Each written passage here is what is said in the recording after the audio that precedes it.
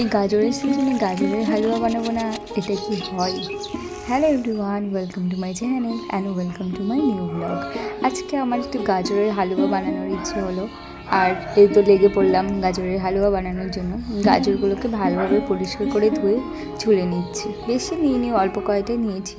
আমার গাজরের হালুয়া খেতে বেশ ভালো লাগে। তোমাদের কার কার গাজরের হালুয়া খেতে ভালো লাগে অবশ্যই কমেন্টে জানিও আমাকে।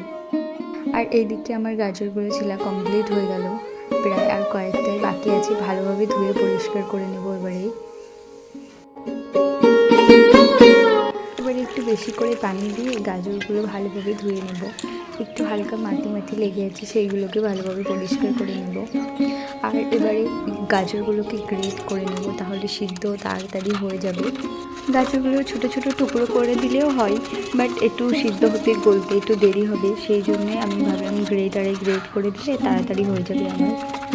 আমি একেবারেই নতুন পথ চলা শুরু করেছি এই ইউটিউব প্ল্যাটফর্মে, তো তোমাদের ভালোবাসা আর সাপোর্ট আমার খুব প্রয়োজন।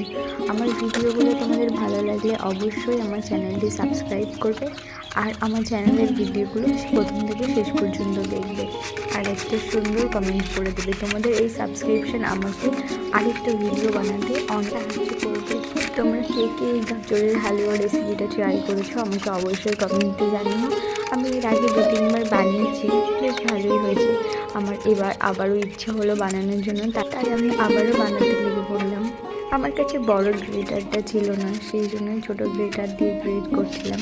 খুব অসুবিধা হচ্ছিল, অনেক দেরি হয়ে যাচ্ছে।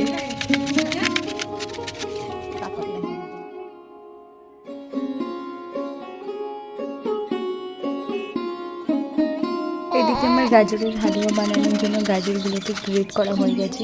কত সুন্দর দেখতে লাগছে দেখো, মনে হচ্ছে একেবারে গাঁদা ফুলের পাপড়িগুলোকে আমি ছাড়িয়েছি, তাই না?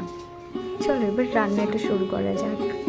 প্রথমেই আমি একটা কড়াই বসিয়ে গরম করে নিয়েছি, তার মধ্যে আমি 3 চামচ ঘি দিয়ে দিয়েছি, একেবারে খাঁটি ঘি। তার মধ্যে 3-4টে গরম মশলা দিয়ে দিয়েছি, তারপরে গাজরগুলো দিয়ে একটু হালকা ভেজে নেব 3-4 মিনিট।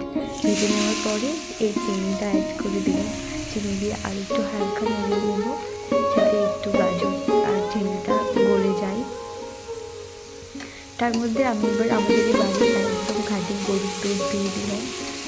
আমার গাজরগুলো অল্প ছিল, তার জন্য আমি অল্প করে গরুর দুধটা দিয়ে দিয়েছি, আর চিনিটাও সামান্য দিয়েছি যতটুকু প্রয়োজন। আর তার সঙ্গে একটু হালকা নুন অ্যাড করে দিলেই আমাদের আর কিছু উপকরণ দেওয়া লাগবে না। আমার কাছে ড্রাই ফ্রুটসের কোনো কিছুই ছিল না, থাকলে দিলে খুবই ভালো হতো, বাট ছিল না, সেই জন্য দেওয়া হয়নি। এবার একটু নুন ছড়িয়ে দিলাম, আর এইটা শুকনো শুকনো হয়ে আসলেই আমাদের হয়ে যাবে।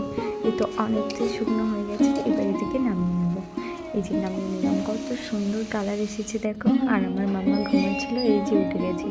আমি ভাইকে দিলাম, বললাম কেমন হয়েছে, ও তো বললো খুবই ভালো হয়েছে। আজকে ভিডিওটাই পর্যন্ত, সবাই ভালো থেকো, সুস্থ থেকো, আমার চ্যানেলটিকে সাবস্ক্রাইব করো।